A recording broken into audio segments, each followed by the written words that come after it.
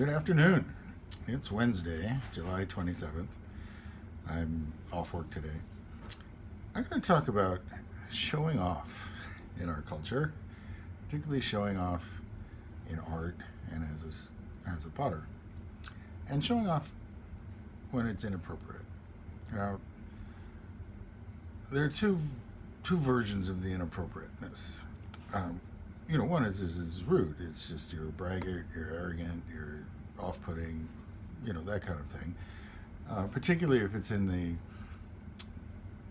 presence of less experienced, less accomplished people who might quite rightly think of it as you putting them down and pushing them down to make yourself seem taller.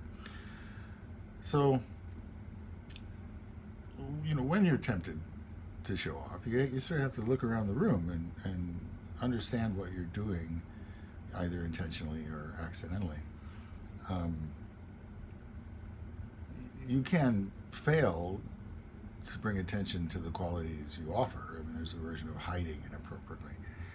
And Janet Mansfield was very clear that if you're doing good work, the world is only going to know about it if you show your good work to the world. There's nobody, going around door to door asking to see if there's a genius potter in the house. So, don't keep secrets, but try not to be a braggart. But the second version of showing off inappropriately is mechanical. Okay, so this is a wood fire pot that was one of those ones that was too crusty coming out of the firing the first time, and I was keeping it around hoping to refiring it. Well, we've got a relatively young cat with our two older cats, and so this one had an encounter with gravity, shall we say. But it shows off something that's a problem.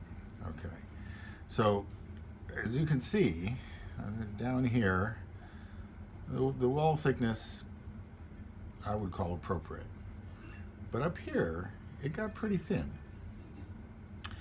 And I may have been showing off. I mean, there's a version of, oh, look how thin you can throw.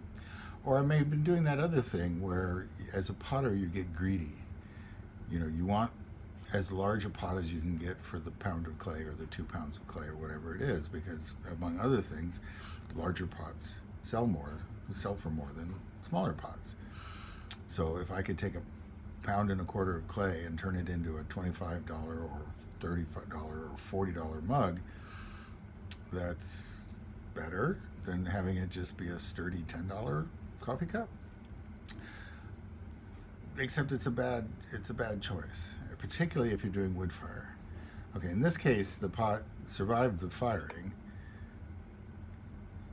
I mean, aside from the crustiness issues, but in general, using really thin-walled pots in the context of a wood-fueled kiln firing is a bad idea. Your breakage rate will be much higher than if you'd given the pot a little more structure.